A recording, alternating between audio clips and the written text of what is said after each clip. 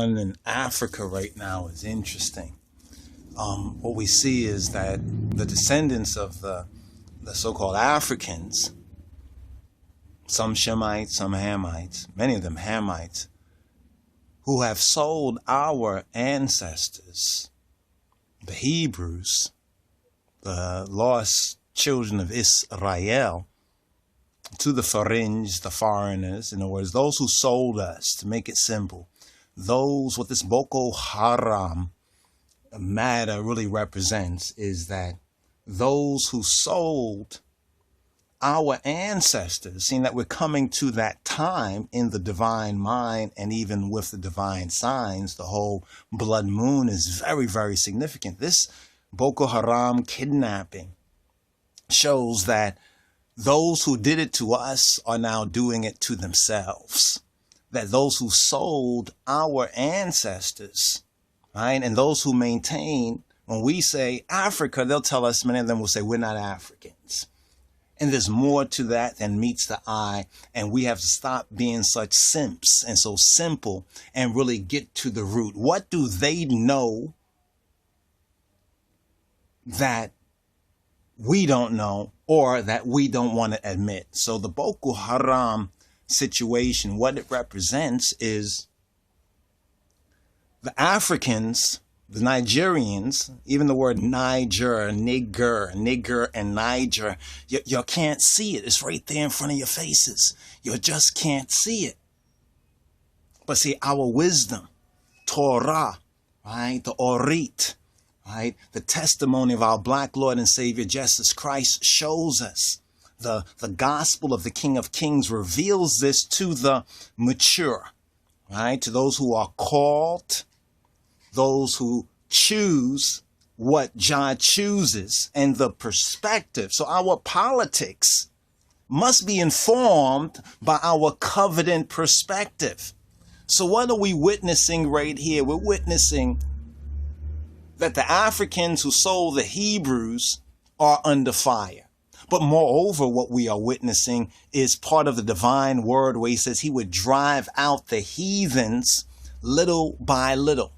And the example of Boko Haram, as well as other places across Africa, is just a demonstration of it.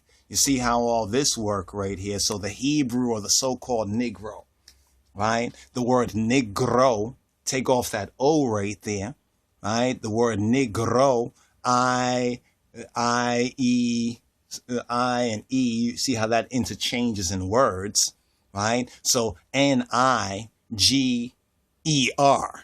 right? N-I, they have Niger, Nigeria, and we as the so-called Negroes. So this is really a good, positive sign. Yes, we do pray for those innocent, rather, for the girls, and there is innocent, right? There's innocent blood being shed, but that's not our responsibility, because after all, they want to say to us and maintain to us that we are not African. Well, why that, right? Well, it's obvious that they are doing now to themselves what they first did to us. So you can see this beautiful connection right here, right? You can see this even a little better right here. Let's show this right here. So the Africans who sold, the descendants of those who sold us, the same ones who today would say that we're not African. They'll say after 500 plus years, we're not African. Those who would seek to rob us of our inheritance. See, that's why they sold our ancestors. Now, are all of them responsible? No, they're not all responsible, but they are accomplices to those who are responsible. And now things are so mixed up right there, unless they get up and stand up for Jah truth and rights, we cannot just say, oh, my African brother, right? Because if they were our brothers, where's the brotherly love? So what has been done is the thing done, because there's nothing new under the sun. So this is a very significant, extremely significant, brothers and sisters. But if you don't see it from the right mind, right, from the Christ mind, If you look at this like a lot of mindless so-called black and half-eccentric, Afrocentric, panhandling Africans, they don't have the foggiest idea what this is about. To them, it's just a white man, black man thing. They don't even know how much deeper it goes even before the so-called white man was even a white man, right? The white man it's like a vulture or a parasite. You know, like a vulture, for example. The vulture does not kill the prey. The vulture doesn't kill the prey. The vulture takes advantage of what's already dead, right? And there's a lot of dead in Africa that needs to be buried. So Jah is removing, he's changing up this whole geopolitical situation. And it's a very, very beautiful picture, very, very beautiful prophecy. And we'd like to kind of touch on a little bit of this in detail. But what we wanted to say right here boldly is that the Africans, right, or the Nigerians,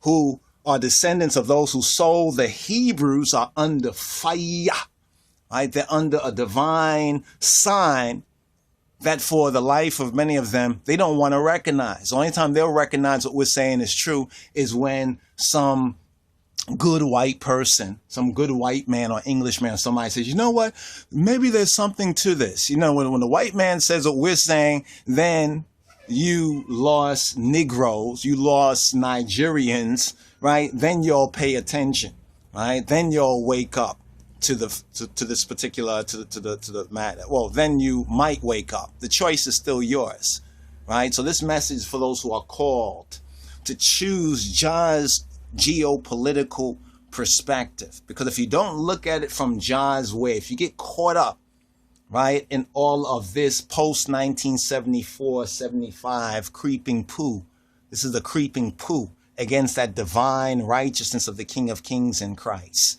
Right? At another level, it is also a Shemitic, Hamitic thing going on. But we don't want to get a little bit too deep for some folks. First of all, we have to just recognize that this is the proof of what we were saying. When we talk about the Hebrew or the so-called Negro, what we get right here is a modern example of how it happened nearly 500 years ago. Come out of her, my people, before it is too late. Come out of that Western Gentile, right? Come out of that Boko. What the Boko means fake. Come out of that fake mindset. Wildcard Line, you're on the air with William Henry. Hello. Hello. Yes, hello. Hi, great. I'm on the air. My name is Mariah, and I'm calling from Utah. And I am a grandchild of the African slaves.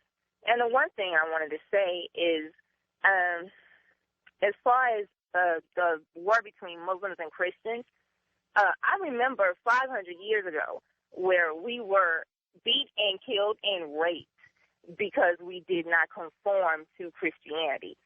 And we will not forget. And that's the one thing I wanted to tell you. Yeah, that happened. That's right. And the fact, though, that people are not forgetting about things like that is exactly what's driving our future and our present. And that won't go unpunished either. Won't go unpunished. It will not. Yeah, but, you know, eventually it's going to have to be forgotten in some way or another, or we're just going to destroy ourselves. You don't want to see that happen. The eradication of the Caucasian race. The eradication of the Caucasian race. Is that what you want to see? Right. That's hey, I love my country. I love my leaders. But there's one thing that I will not forget. That's what has happened to us and my grandmother and my grandfathers. And we are the ancient Egyptians. Well, William, not a lot of light there. The Barbary Coast starts on the sort of top left of Africa, so the Atlantic coast of Morocco.